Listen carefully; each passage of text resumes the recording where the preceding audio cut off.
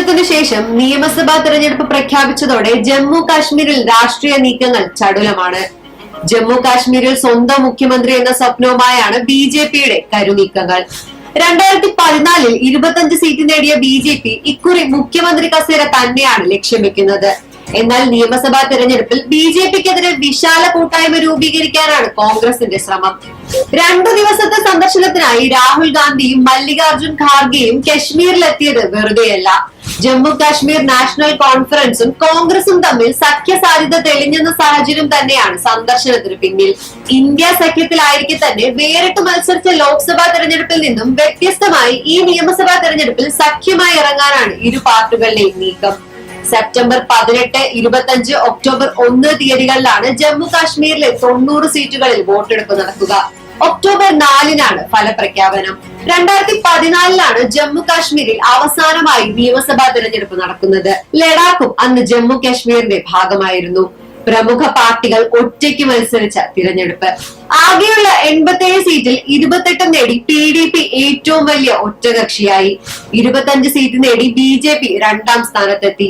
National കോൺഫറൻസിന് 15 സീറ്റും കോൺഗ്രസിന് 12 സീറ്റുകളും ലഭിച്ചു.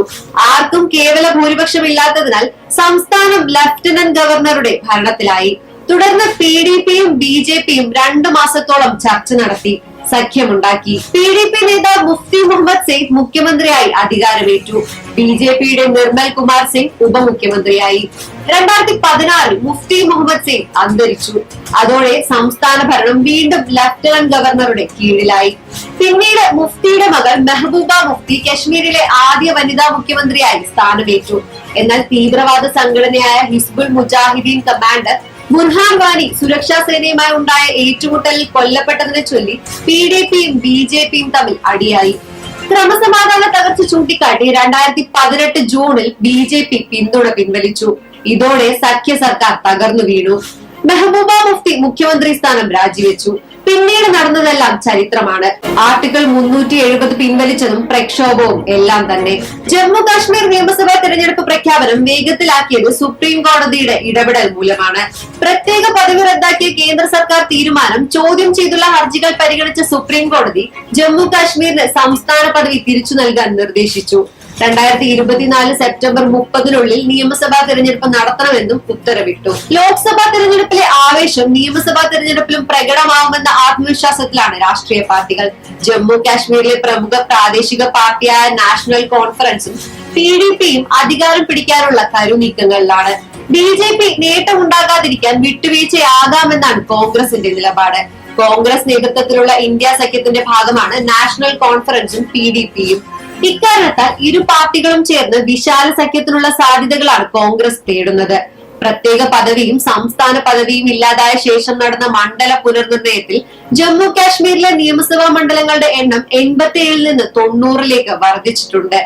ആകെ 87.09 ലക്ഷം വോട്ടർമാരാണ് ഇവിടെയുള്ളത്. 2014-ൽ 25 സീറ്റുകൾ നേടിയ BJP ഇക്കുറി മുഖ്യമന്ത്രി കസേര തന്നെയാണ് ലക്ഷ്യം വെക്കുന്നത്. ജമ്മു മേഖലയിൽ പാർട്ടിയുടെ വോട്ട് ബാങ്ക് സ്ഥിരത കൈവരിച്ചതാണ് BJP നേതാക്കൾക്ക് ആത്മവിശ്വാസം പകരുന്നത്.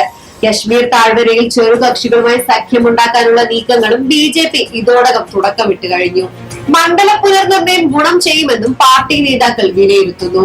2024 ലോക്സഭാ തെരഞ്ഞെടുപ്പ് ഫലം നൽകുന്ന സൂചനകൾ നാഷണൽ കോൺഫറൻസിന് ആത്മവിശ്വാസം നൽകുന്നതാണ്. ലോക്സഭാ തെരഞ്ഞെടുപ്പിലെ കണക്കുകൾ പ്രകാരം 36 നിയമസഭാ മണ്ഡലങ്ങളിൽ നാഷണൽ കോൺഫറൻസ് മുന്നിലാണ്. PDP 5 മണ്ഡലങ്ങളിൽ മാത്രമാണ് മുന്നിലുള്ളത്. BJP 29 മണ്ഡലങ്ങളിലും കോൺഗ്രസ് 7 മണ്ഡലങ്ങളിലും മുന്നിലുണ്ട്. എന്നാൽ ലോക്സഭാ തെരഞ്ഞെടുപ്പിലെ ജനവികാരം അതേപടി നിയമസഭാ തെരഞ്ഞെടുപ്പിൽ പ്രതിഫലിക്കുമെന്ന് കരുതാനാവില്ല. ഒരു പാർട്ടിക്കും വ്യക്തമായ ഭൂരിപക്ഷം ലഭിച്ചില്ലെങ്കിൽ സഖ്യ സർക്കാരിന് സാധ്യത തെളിയും. നാഷണൽ കോൺഫറൻസ്, PDP എന്നീ പാർട്ടികൾക്ക് കോൺഗ്രസുമായും BJPയുമായും സഖ്യമുണ്ടാക്കിയ ചരിത്രമുള്ളതിനാൽ ഏത് രീതിയിലും രാഷ്ട്രീയ സമവാക്യങ്ങൾ മാറുന്ന സംസ്ഥാനമാണ് ജമ്മു കാശ്മീർ. ഇന്ത്യക്ക് പുറത്തും ജമ്മു കാശ്മീർ ഒരു വികാരമാണ്.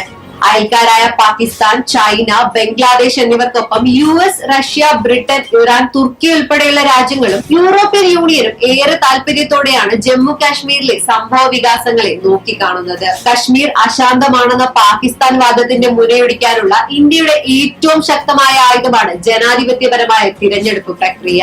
ഇതിനോടുള്ള കശ്മീർ ജനതയുടെ പ്രതികരണം ലോക രാഷ്ട്രീയത്തിലും ചലനങ്ങൾ ഉണ്ടാക്കുമെന്നത് ഉറപ്പാണ്.